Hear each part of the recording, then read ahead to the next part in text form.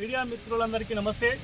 మొన్న 2 తారీఖున ఉన్నపేట గ్రామంలో స్కూలులో పనిచేస్తున్నటువంటి నరేందర్ పైన అక్కడ ఉన్నటువంటి వారు రెడ్డి వర్గానికి సంబంధించినటువంటి కులానికి సంబంధించినటువంటి వాళ్ళు అతని మీద చిన్న యాక్సిడెంట్ కేసు సాకుతో అతని మీద దాడి చేయడం, కుటుంబ సభ్యులు ఉన్నటువంటి 5గురు వారితో పాటు ఇంకో మరికొంతమంది కలిసి దాడి చేసి అతను బట్టలు చించివేసి విపరీతంగా కొట్టడం అనేది ఇది ఒక సమాజానికి ఒక సిగ్గుచేటైనటువంటి విషయము.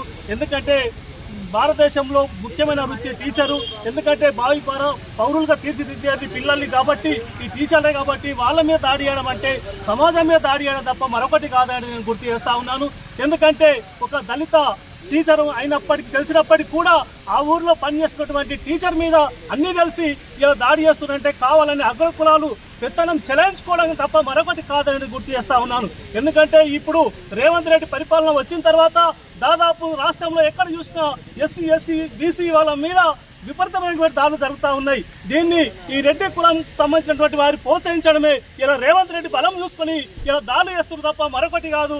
దీనికి అందరం వ్యతిరేకిస్తూ ఇలా ఉపాధ్యాయ సంఘాలు, బీసీ, ఎస్సీ, ఎస్టీ సంఘాల ఆధ్వర్యంలో ఇక్కడ సిఐ గారికి, ఎస్ఐ గారికి వినతిపత్రం ఇవ్వడం జరిగింది.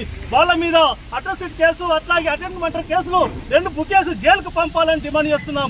లేని ఏడల రాష్ట్ర వ్యాప్తంగా, జిల్లా వ్యాప్తంగా ఉపాధ్యాయ సంఘాలు అన్ని బీసీ, ఎస్సీ సంఘాలను కలుపుకొని ఆందోళన కార్యక్రమం చేపడతామని మేము హెచ్చరిస్తా ఉన్నాం. లేకపోతే రేపు పొద్దున జరగబోయే కార్యక్రమాలకు మీరే బాధ్యత వహించాలని కూడా హెచ్చరిస్తా ఉన్నాం.